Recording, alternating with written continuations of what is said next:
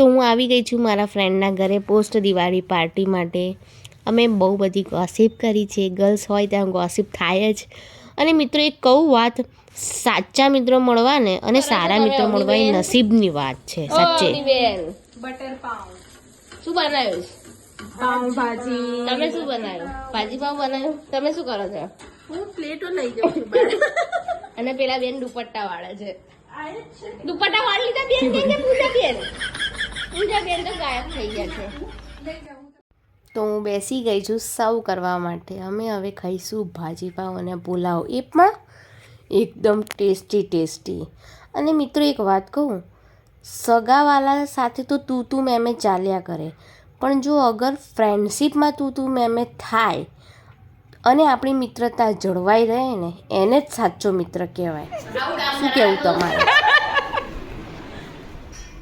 સો after long time mummy મારા ફ્રેન્ડ્સને મળ્યા અને બહુ મજા આવી ગઈ. અને હવે થાક લાગ્યો છે ને, તમને પણ થાક લાગ્યો હશે જોતાં.